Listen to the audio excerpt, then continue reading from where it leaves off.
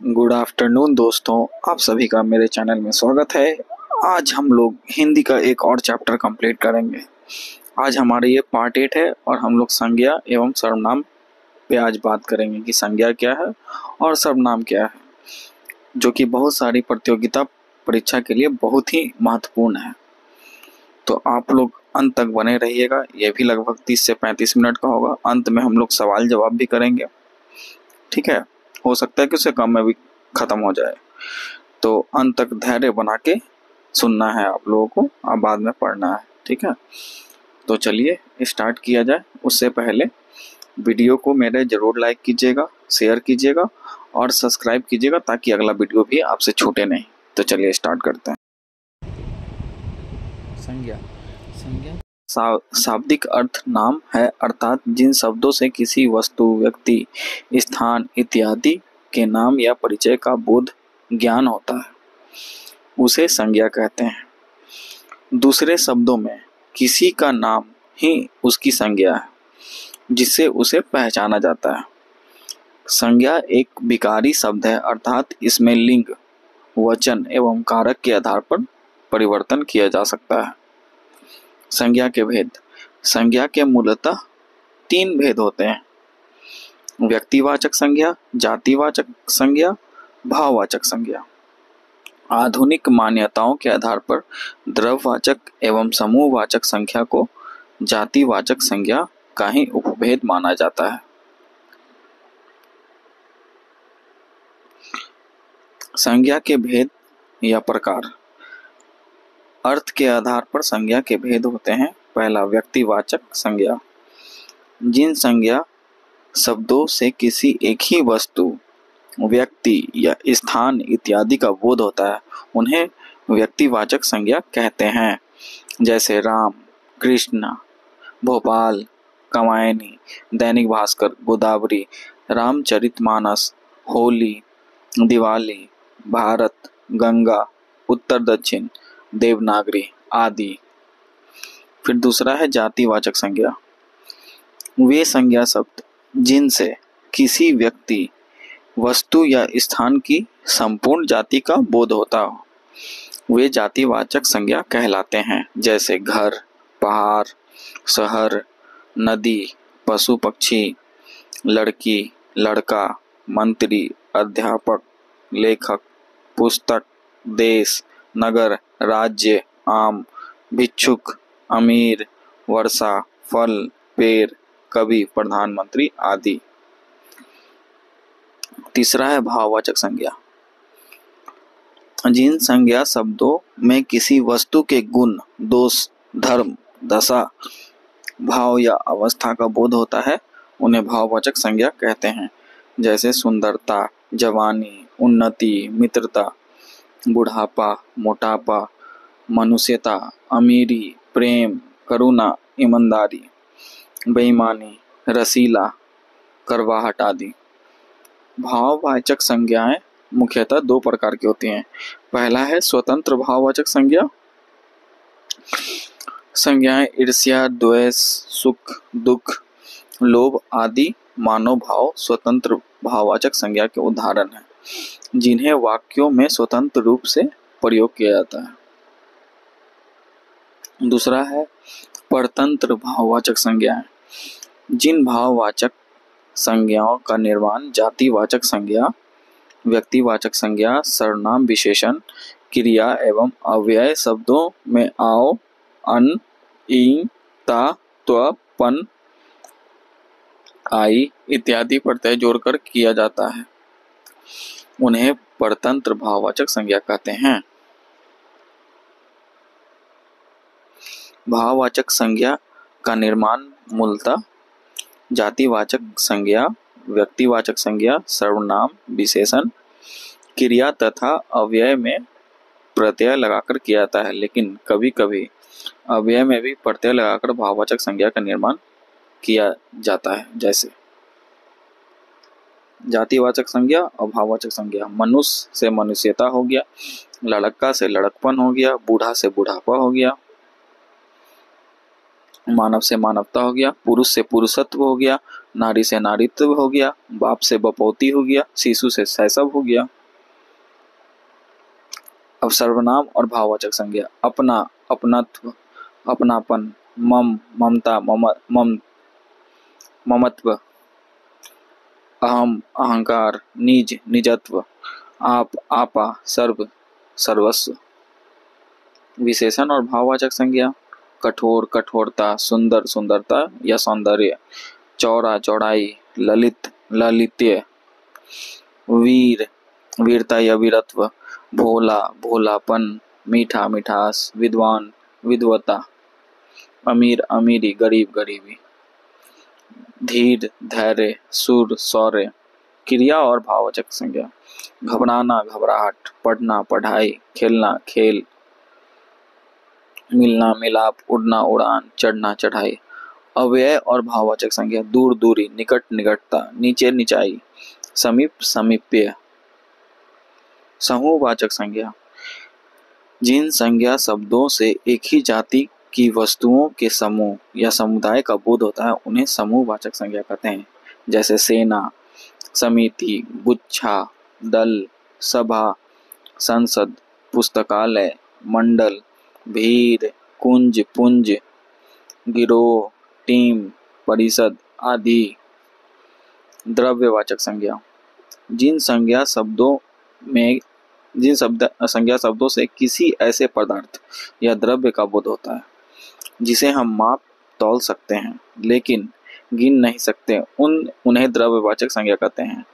जैसे सोना, चांदी, दूध, दही, डीजल, पेट्रोल, पानी, गेहूं, चावल, कोयला, घी, ऑक्सीजन, धुआं इत्यादि। व्युत्पत्ति के आधार पर संज्ञा के 3 भेद होते हैं। पहला, रूढ़। जिन शब्दों के सार्थक खंड नहीं किए जा सकते उन्हें रूढ़ शब्द कहते हैं, जैसे यमुना, आज आदि। यौगिक। जिन शब्दों के सार्थक खंड किए जा सकते हैं उन्हें यौगिक शब्द कहते हैं, जैसे विद्यालय, पनघट। योगरूढ़। जो शब्द अपना सामान्य अर्थ प्रकट न करके विशिष्ट अर्थ प्रकट करते हैं उन्हें योगरूढ़ शब्द कहते हैं, जैसे जलज और पंकज। संज्ञाओं के विभिन्न प्रयोग। जातिवाचक संज्ञा का व्यक्तिवाचक के रूप में प्रयोग। जब कोई जातिवाचक संज्ञा किसी व्यक्ति विशेष के लिए प्रयुक्त हो तब वह व्यक्तिवाचक संज्ञा बन जाती है। जैसे गांधी जी ने देश के लिए अपना तन मन धन लगा दिया। तो यहाँ पे क्या, गांधी जी व्यक्ति विशेष के रूप में प्रयुक्त हुए, इसलिए गांधी जी व्यक्तिवाचक संज्ञा में परिवर्तित हो गए हैं। द्रव्यवाचक, भाववाचक एवं समूहवाचक संज्ञाओं का प्रयोग जातिवाचक के रूप में, द्रव्यवाचक, भाववाचक और समूहवाचक संज्ञाओं का प्रयोग बहुवचन में नहीं होता है। इसका कारण यह है कि जब इन्हें बहुवचन के रूप में प्रयोग करते हैं तो ये सभी जातिवाचक संज्ञा में परिवर्तित हो जाते हैं। जैसे यहाँ तेल बिकता है, यहाँ वाक्य में तेल एक वचन में प्रयुक्त हुआ है, अतः इसमें द्रव्यवाचक संज्ञा है ना, द्रव्यवाचक तेल। वहाँ अनेक प्रकार के तेल बिकते हैं, यहाँ वाक्य में तेल का बहुवचन में प्रयोग है, इसमें जातिवाचक संज्ञा है। राहुल की चोरी पकड़ी गई, यहाँ वाक्य में चोरी का एक वचन में प्रयोग हुआ और साथ ही भाव की अभिव्यक्ति हुई है, इसलिए यहाँ भाववाचक संज्ञा है। विशेषण का संज्ञा के रूप में प्रयोग। जहाँ विशेषण के साथ विशेष्य का अभाव हो वहाँ विशेषण का प्रयोग संज्ञा के रूप में किया जाता है। जैसे राम बहुत अमीर है, तो विशेष्य राम है और विशेषण अमीर है। गरीबों की सहायता करो, जातिवाचक संज्ञा गरीबों। गरीबों शब्द में संपूर्ण गरीब व्यक्तियों का बोध होता है। क्रिया का संज्ञा के रूप में प्रयोग। जब किसी वाक्य में संज्ञा के स्थान पर क्रिया का प्रयोग हो तो क्रियार्थक संज्ञा कहलाती है। जैसे हंसना सेहत के लिए लाभकारी होता है, दौड़ना अच्छी आदत है। अव्यय, का संज्ञा के रूप में प्रयोग, अव्यय के प्रयोग कभी कभी संज्ञा के रूप में होता है। जैसे मोहन के जीतने के बाद बड़ी वाह वाह हो रही है, मतलब वाहवाही हो रहा है उसका। यहाँ वाक्य में विस्मयादि बोधक अवयव का संज्ञा के रूप में प्रयोग हुआ है। सर्वनाम। सर्वनाम का शाब्दिक अर्थ होता है सबका नाम, अर्थात जो शब्द सभी नामों के स्थान पर प्रयुक्त होते हैं वे सर्वनाम कहलाते हैं। दूसरे शब्दों में संज्ञा के स्थान पर प्रयुक्त होने वाले शब्द सर्वनाम कहलाते हैं। संज्ञा के बार बार प्रयोग अर्थात संज्ञा की पुनरावृत्ति को दूर करने हेतु सर्वनाम का प्रयोग किया जाता है। हिंदी में सर्वनाम मूल सर्वनाम की संख्या 11 है। मैं, तू, आप, यह, वह, जो, सो, कोई, कुछ, कौन, क्या। ठीक है, ये 11। व्यवहारिक या प्रयोग के आधार पर सर्वनाम के निम्नलिखित 6 भेद होते हैं। पुरुषवाचक, मैं, तू, उसे, उसके। निश्चयवाचक, यह, इसने, इन्होंने। अनिश्चयवाचक, कोई, कुछ। प्रश्नवाचक, कौन, किसे, किसको। संबंधवाचक, जो, सो, जिसका। निश्चयवाचक, स्वयं, खुद, अपने आप। नोट: सर्वनाम के रूप कारक और वचन के अनुसार बदलते हैं, लेकिन लिंग का सर्वनाम पर कोई प्रभाव नहीं पड़ता है। यह रूपांतर सभी सर्वनाम में देखा जा सकता है। पुरुषवाचक सर्वनाम, इसमें वक्ता, श्रोता एवं अन्य किसी व्यक्ति के लिए जिस सर्वनाम शब्दों का प्रयोग किया जाता है उन्हें पुरुषवाचक सर्वनाम कहते हैं। जैसे मैं, तू, आप, हमारा, तुम्हारा, इनका, उनका, इन्होंने, उन्होंने, यह, ये, वह, वे आदि। उदाहरण: मैं कल दिल्ली जाऊंगा, तो मैं यहाँ पे हो गया। ठीक है, पुरुषवाचक सर्वनाम के 3 उपभेद होते हैं। अब क्या क्या उपभेद है भाई? तो पुरुषवाचक सर्वनाम के उपभेद। प्रथम, पुरुष, जिस सर्वनाम का प्रयोग बोलने वाला अर्थात वक्ता स्वयं के लिए करता है उन्हें प्रथम पुरुष सर्वनाम कहते हैं। जैसे मैं, मेरा, मैंने, मुझे, मुझको, हम, हमारा, हमने आदि। उदाहरण: मेरा घर बहुत दूर है। ठीक है, तो ये प्रथम पुरुष हो गया। मध्यम पुरुष, जिन सर्वनाम शब्दों का प्रयोग सुनने वाले अर्थात श्रोता के लिए किया जाता है उन्हें मध्यम पुरुषवाचक सर्वनाम कहते हैं। जैसे तू, तुम, तुम्हें, तुम्हारे, तुमने, तुमसे, आप, आपने आदि। उदाहरण: आप मेरे घर सादर आमंत्रित हैं। अन्य पुरुष, जिस सर्वनाम शब्दों का प्रयोग वक्ता एवं श्रोता से पृथक किसी अन्य व्यक्ति के लिए किया जाता है उन्हें अन्य पुरुषवाचक सर्वनाम कहते हैं। जैसे वे, ये, वे, यह, वह, इनका, इन्हें, इनसे, इससे, उसे, उन्हें, उन्होंने, उनसे आदि। उदाहरण: उन्हें रोको मत, आने दो। ठीक है, मतलब रोकना नहीं है, आने दीजिए उनको। निजवाचक सर्वनाम, जिन शब्दों का प्रयोग वक्ता स्वयं के लिए करता है एवं जो सर्वनाम प्रथम पुरुष, द्वितीय पुरुष व तृतीय पुरुष में निजत्व, अपना का बोध कराते हैं उन्हें निजवाचक सर्वनाम कहते हैं। जैसे हमें, तुम्हें, अपने। निजवाचक आप, आदरसूचक आप, अपने आप, निजी, खुद, स्वयं। उदाहरण: मैं यह कार्य अपने आप कर लूंगा। आप भला तो झग भला, आप लोग भी चलिए।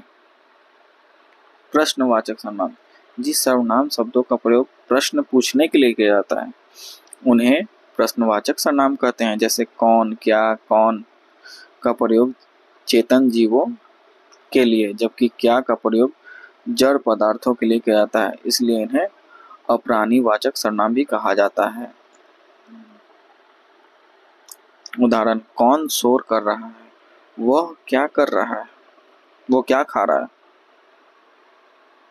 संबंधवाचक सर्वनाम, वाक्य में किसी दूसरे सर्वनाम के साथ संबंध दर्शाने के लिए जिन सर्वनाम जो, सो, जिसका, उसका, जैसा, वैसा, जिसकी, उसकी शब्दों का प्रयोग किया जाता है उन्हें संबंधवाचक सर्वनाम कहते हैं। जैसे जो, सो, जिसका, उसका, जैसा, वैसा, जिसकी, उसकी। जिसकी लाठी उसकी भैंस, जो जागेगा सो पावेगा। निश्चयवाचक सर्वनाम। सर्वनाम के जिस रूप में किसी वस्तु या निश्चित रूप से ज्ञान होता है उसे निश्चयवाचक सर्वनाम कहते हैं। जैसे यह, वह, ये, वे, यही, वहीं, निकटवर्ती यह, ये, ठीक है, निकटवर्ती यह और ये है, एवं दूरवर्ती वह और वे है। बहुत सुंदर, वह बहुत सुंदर है। ये मेरी पुस्तकें हैं। यह मकान मेरे भाई का है। अनिश्चयवाचक सर्वनाम। जिन सर्वनाम शब्दों में किसी निश्चित वस्तु का बोध न हो और उसमें अनिश्चितता बनी रहे उन्हें अनिश्चयवाचक सर्वनाम कहते हैं। जैसे कोई, इसका प्रयोग प्राणीवाचक सर्वनाम के लिए होता है। कुछ, इसका प्रयोग वस्तु या अप्राणीवाचक सर्वनाम के लिए होता है। जैसे कोई आ रहा है, उसने कुछ नहीं लिया।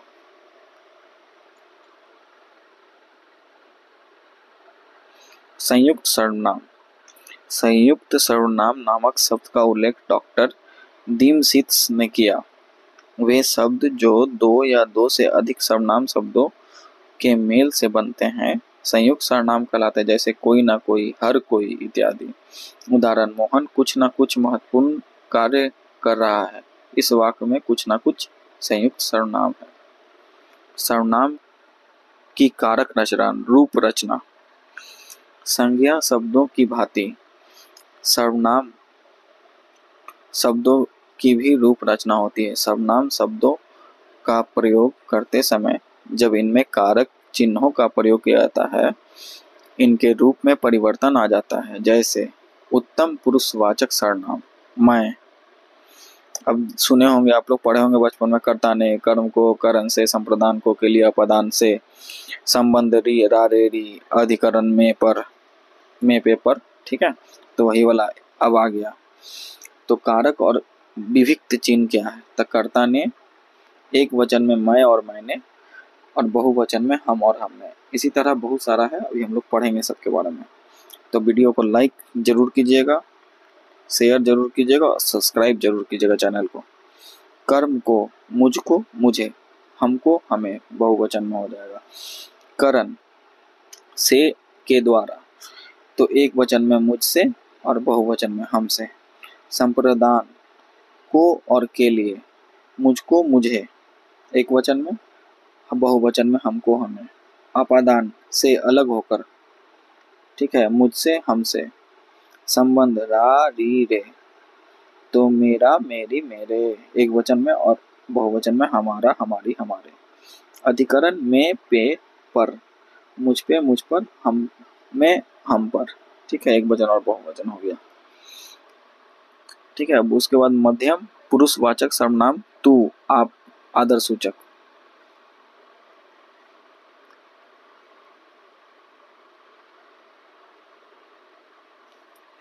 कारक विभिक्त चिन्ह, एक वचन, बहुवचन। कर्ता ने, तू, तूने, आप, आपने, एक वचन हो गया, बहुवचन हो गया। तुम, तुमने।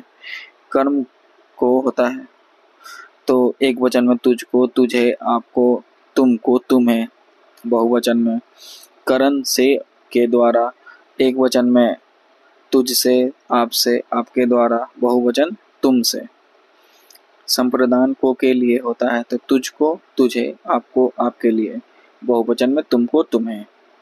अपादान से अलग होकर तुझसे, आपसे और बहुवचन में तुमसे। संबंध का के की, रारेरी, ठीक है। तो तेरा, तेरी, तेरे, आपका, आपकी, आपके। बहुवचन में तुम्हारा, तुम्हारी, तुम्हारे। अधिकरण में पे पर, तो एक वचन में तुझ में, तुझ पर, आप में, आप पर, तुम में, तुम पर। अब अन्य पुरुषवाचक सर्वनाम वह। कारक विभिक्त चिन्ह, एक वचन, बहुवचन। कर्ता ने, तो एक वचन में उसने, और बहुवचन में वे, उन्होंने, वे लोग, उन लोगों ने। कर्म को, तो एक वचन में उसे, उसको, बहुवचन में उन्हें, उनको, उन लोगों को। करण से के द्वारा, एक वचन में उससे, उसके द्वारा, बहुवचन में उनसे, उनके द्वारा, उन लोगों से, उन लोगों के द्वारा। संप्रदान को, के लिए, उसे, उसको, उसके लिए एक वचन में हो जाएगा और बहुवचन में हो जाएगा उन्हें, उनको, उनके लिए, उन लोगों के लिए। अपादान से अलग होकर उससे, बहुवचन में उनसे, उन लोगों से। संबंध में का, की, के, रारी रे, उसका, उसकी, उससे। बहुवचन में क्या हो जाएगा? उनका, उनकी, उनके, उन लोगों का, उन लोगों की, उन लोगों के। अधिकरण में पे, पर, तो एक वचन में हो जाएगा उसमें, उस पर। बहुवचन में हो जाएगा उन लोगों में, उन लोगों पर। अब आगे बढ़ते हैं। Please like, share and subscribe. कारक विवेक चिन्ह एक वचन बहुवचन। तो कर्ता ने, ये यह के लिए है, तो यह, इसने एक वचन में। बहुवचन में ये, इन्होंने, इन लोगों ने। कर्म को, तो एक वचन में इसे, इसको। बहुवचन में इन्हें, इनको, इन लोगों को। करण से, के द्वारा, तो एक वचन में इससे, इसके द्वारा। बहुवचन में इनसे, इन लोगों से, इनके द्वारा, इन लोगों के द्वारा। संप्रदान को, के लिए, इसको, इसे, इसके लिए। इन्हें, बहुवचन में इन्हें, इनको, इनके लिए, इन लोगों के लिए। अपादान से अलग होकर इससे पृथक, जैसे इनसे, इन लोगों को, बहुवचन में। संबंध रा, री, रे, तो एक वचन में इसका, इसकी, इसके। बहुवचन में इनका, इनकी, इनके, इन लोगों का, इन लोगों को, इन लोगों के। अधिकरण में पे, पर, इसमें, इन पर, एक वचन में हो जाएगा, बहुवचन हो जाएगा इन लोगों में, इन लोगों पर, इनमें, इन पर। अनिश्चयवाचक सर्वनाम, तो कारक विभिक्त एक वचन बहुवचन। कर्ता ने, ये कोई के लिए है, ठीक है, तो कोई, किसी ने, एक वचन में हो जाएगा, बहुवचन में कोई, किन्हीं में।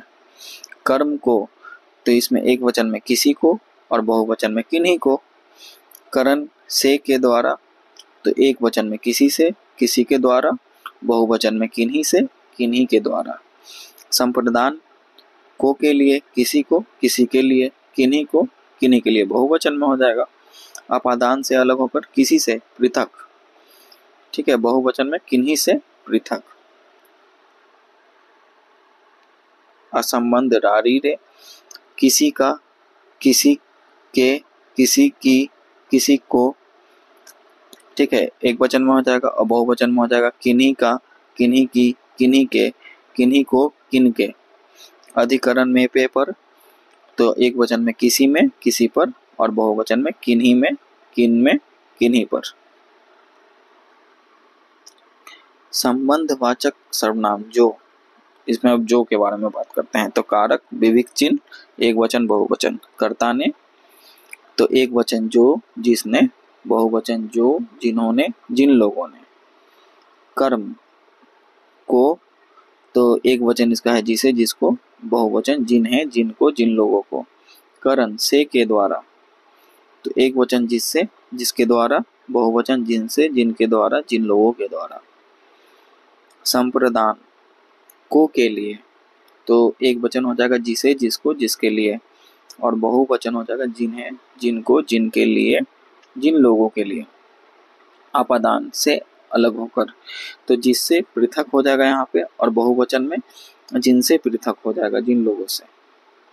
संबंध रा, री, रे, तो एक वचन में जिसका, जिसकी, जिसके, और बहुवचन में जिनका, जिनकी, जिनके, जिन लोगों का, जिन लोगों की, जिन लोगों के।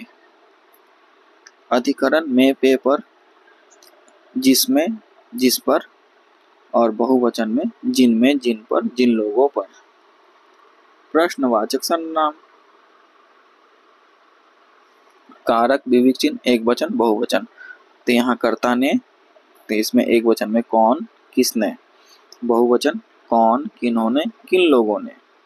कर्म भी, इसका विभिक्त चिन्ह को हो गया, तो एक वचन किसे, किसको। बहुवचन किन्हें, किनको, किन लोगों को। करण से, के द्वारा, किससे, किसके द्वारा, किन से। बहुवचन में हो जाएगा किन से, किन के द्वारा, किन लोगों के द्वारा। संप्रदान में को के लिए होता है विवेक चिन्ह, और एक वचन इसका है किसे, किसको, किसके लिए। बहुवचन किन है, किनको, किसको, किनके लिए, किन लोगों को, किन लोगों के लिए। आपादान से अलग होकर यहाँ पे एक वचन में किससे पृथक हो जाएगा, बहुवचन में किन से पृथक हो जाएगा, किन लोगों से। संबंध रा री रे, तो एक वचन में किसका, किसकी, किसके, और बहुवचन में किनका, किनकी, किनके, किन लोगों का, किन लोगों की, किन लोगों के। अधिकरण में पर, किसमें, किस पर। ठीक है, तो बहुवचन में किन पर, किन लोगों में, किन लोगों पर। एक चीज और ध्यान दीजिएगा यहाँ पे कि दो चीज आपको मिलेगा। ठीक है, जैसे यहाँ पे देखिए, जैसे किन से है ना, किन लोगों से। ठीक है, किन से, किन के द्वारा, जैसे करण वाला है ना, वो मिल जाता है आपादान से थोड़ा थोड़ा, हर जगह आप देख लीजिएगा। ठीक है, तो चलिए अब आगे बढ़ते हैं। अब आगे आपका संबंधित सवाल है जो अभी तक पढ़ाए हैं सॉरी, उसी से संबंधित सवाल है, क्षमा कीजिएगा। संज्ञा का परिभाषा क्या है? तो किसी वस्तु, व्यक्ति, स्थान आदि के नाम या परिचय का बोध कराने वाले शब्दों को संज्ञा कहते हैं। संज्ञा कितने प्रकार की होती है? अर्थ के आधार पर संज्ञा के 5 भेद होते हैं: व्यक्तिवाचक, जातिवाचक, भाववाचक, समूहवाचक और द्रव्यवाचक। मूल रूप से संज्ञा के 3 भेद माने जाते हैं: व्यक्तिवाचक, जातिवाचक और भाववाचक। जातिवाचक संज्ञा किसे कहते हैं? वे शब्द जिनसे किसी व्यक्ति, वस्तु या स्थान की पूरी जाति का बोध होता है उन्हें जातिवाचक संज्ञा कहते हैं, जैसे शहर, नदी, पेड़। व्यक्तिवाचक संज्ञा के कुछ उदाहरण दीजिए, तो राम हो गया, गंगा हो गया, भारत हो गया, दिल्ली, होली, दिवाली, दैनिक भास्कर आदि। भाववाचक संज्ञा क्या होती है? तो जिन शब्दों से किसी वस्तु के गुण, दोष, धर्म, दशा या अवस्था का बोध होता है उन्हें भाववाचक संज्ञा कहते हैं, जैसे सुंदरता, बुढ़ापा, ईमानदारी। भाववाचक संज्ञाएं कैसे बनती हैं? भाववाचक संज्ञाएं मुख्यतः जातिवाचक संज्ञा, सर्वनाम, विशेषण, क्रिया और अव्यय में प्रत्यय लगाकर बनाई जाती हैं। सर्वनाम का अर्थ क्या है? क्या अर्थ है? तो सर्वनाम का शाब्दिक अर्थ सबका नाम होता है। ये वे शब्द हैं जो संज्ञा के स्थान पर प्रयोग किए जाते हैं। हिंदी में कुल कितने मूल सर्वनाम हैं? तो हिंदी में कुल 11 मूल सर्वनाम है: मैं, तू, आप, यह, वह, जो, सो, कोई, कुछ, कौन, क्या। प्रयोग के आधार पर सर्वनाम के कितने भेद होते हैं? तो प्रयोग के आधार पर सर्वनाम के 6 भेद होते हैं: पुरुषवाचक, निश्चयवाचक, अनिश्चयवाचक, प्रश्नवाचक, संबंधवाचक और निजवाचक। पुरुषवाचक सर्वनाम किसे कहते हैं? जिन शब्दों का प्रयोग वक्ता यानी बोलने वाला, श्रोता यानी सुनने वाला या किसी अन्य व्यक्ति के लिए होता है उन्हें पुरुषवाचक सर्वनाम कहते हैं, जैसे मैं, तुम, वह। निजवाचक सर्वनाम क्या है? जिन शब्दों का प्रयोग वक्ता स्वयं के लिए करता है उन्हें निजवाचक सर्वनाम कहते हैं। इसमें आप खुद देख रहे हैं कि निज वर्ड जुड़ा हुआ है ना, निज शब्द। मैं यह कार्य अपने आप कर लूंगा। ठीक है, कौन से सर्वनाम का प्रयोग प्रश्न पूछने के लिए किया जाता है? प्रश्नवाचक सर्वनाम का प्रयोग प्रश्न पूछने के लिए होता है, जैसे कौन शोर कर रहा है, वह क्या कर रहा है। लिंग का सर्वनाम पर क्या प्रभाव पड़ता है? सर्वनाम पर लिंग का कोई प्रभाव नहीं पड़ता, जबकि कारक और वचन के अनुसार इनके रूप बदलते हैं। द्रव्यवाचक संज्ञा किसे कहते हैं? जिन शब्दों से किसी ऐसे पदार्थ या द्रव्य का बोध होता है जिसे मापा या तौला जा सकता है लेकिन गिना नहीं जा सकता उन्हें द्रव्यवाचक संज्ञा कहते हैं, जैसे सोना, दूध, पानी, चावल। गांधी जी शब्द व्यक्तिवाचक संज्ञा क्यों है? जब कोई जातिवाचक संज्ञा किसी विशेष व्यक्ति के लिए प्रयुक्त होती है तो व्यक्तिवाचक संज्ञा बन जाती है। इस वाक्य में गांधी जी एक व्यक्ति विशेष के रूप में प्रयुक्त हुए हैं। चलिए अब इसके बारे में जैसे बोल रहे हैं कि द्रव्यवाचक संज्ञा में चावल भी आता है, तो चावल को तो हम लोग गिनते हैं भाई, है कि नहीं, लेकिन बहुत सारा चावल रहेगा तो नहीं गिन पाएंगे, लेकिन 50, 100, 1000 तो गिन ही सकते हैं क्या। तो एक व्यंग हो गया कि हम लोग गिन लेते हैं। तो आप सभी को बहुत बहुत धन्यवाद। मैं आशा यही करता हूँ कि आप सभी लोग को ये वीडियो बहुत पसंद आया होगा। तो आप लोग प्लीज़ दम दबा के लाइक कीजिए, शेयर कीजिए और सब्सक्राइब कीजिए, मेरा सपोर्ट कीजिए। आप सभी का बहुत बहुत धन्यवाद। मिलते हैं नेक्स्ट वीडियो में। जय हिंद, जय भारत।